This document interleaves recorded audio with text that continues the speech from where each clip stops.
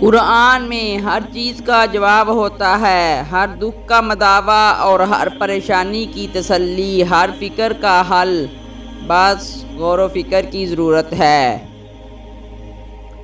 بار بار توبہ کرنے سے مت اکتائیے۔ جب بھی آپ کے کپڑے گندے ہوتے ہیں تو آپ انہیں دھوتے ہیں، اس طرح دل کو گناہوں سے پاک کرنے کے لیے استغفار کرتے رہیں۔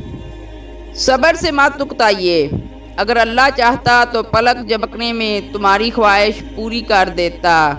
اس سے تمہاری امید اور فکر کے آنسو پوشیدہ نہیں۔ وہ آپ کی حالت کو ٹھیک کرنے سے عاجز نہیں ہے، لیکن وہ ان لوگوں سے محبت کرتا ہے جو بار بار دعا مانگتے رہتے ہیں۔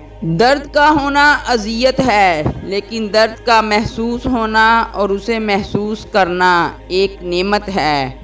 ایک بار جب آپ اپنے نفس پر قابو پا لیں گے تو آپ کا سارا اندھیرا روشنی میں بدل جائے گا۔ جو آپ کی نظروں کو نہیں سمجھتا وہ آپ کی لمبی وضاحتوں کو بھی نہیں سمجھے گا۔ سب ڈل جاتا ہے، باتیں، محبت، خوبصورتی، اعتبار۔ کبھی کبھی ہم زندگی کی رسی کو صرف ان لوگوں کی خاطر تھام کے کھڑے ہوتے ہیں جو ہم سے جڑے ہوں، کیونکہ ہمیں خود سے زیادہ ان کی خوشی عزیز ہوتی ہے۔ اور اللہ جب دینے پہ آتا ہے تو اگلے پچھلے سب حساب برابر کر دیتا ہے۔ مجھے روزانہ یہ الفاظ ہمت دیتے ہیں کہ قرآن میں ہے، غم نہ کرو، بے شک اللہ ہمارے ساتھ ہے۔ انسان موت سے بچنے کی کوشش کرتا ہے، جہنم سے نہیں، حالانکہ وہ جہنم سے بچ سکتا ہے، موت سے نہیں۔ دنیا سے محبت کرنے والا 3 چیزوں سے الگ نہیں ہوتا: مسلسل غمگینی، دائمی تھکاوٹ اور نامکمل حسرتیں۔ وہ اس لیے کہ دنیا سے محبت کرنے والا جیسے ہی دنیا کی کوئی چیز حاصل کرتا ہے، اس کا نفس اسے مزید حاصل کرنے کی لالچ میں لگا دیتا ہے۔ جس گھر میں قرآن کی تلاوت ہوتی ہے وہ آسمان سے ایسے نظر آتا ہے جیسے زمین سے آسمان پر تارے نظر آتے ہیں۔ صرف شراب پینا حرام نہیں، بلکہ حرام کی کمائی سے خریدا گیا صاف پانی پینا بھی حرام ہے۔ اور کیا آپ یقین سے بتا سکتے ہیں کہ آپ کے پاس کتنا وقت ہے دوسروں کو دینے کے لیے، جبکہ آپ کی اپنی زندگی کا کوئی بھروسہ نہیں؟ جب بھی مجھے دکھ محسوس ہوتا ہے میں اللہ کا ذکر، اچھی یادوں، مہربان لمحوں اور خوبصورت لفظوں کو دہراتی ہوں۔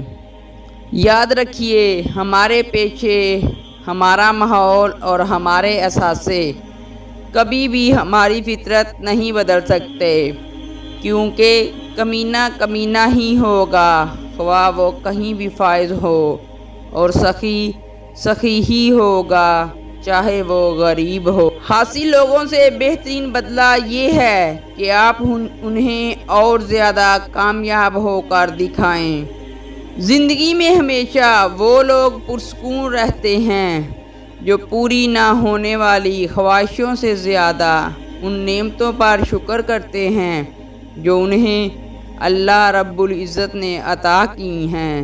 ضروری نہیں انسان کچھ پا کر ہی خوشی محسوس کرے، بعض اوقات اللہ تعالیٰ کی خاطر کچھ چھوڑ دینے سے بھی خوشی ملتی ہے، چاہے وہ بری عادات ہوں۔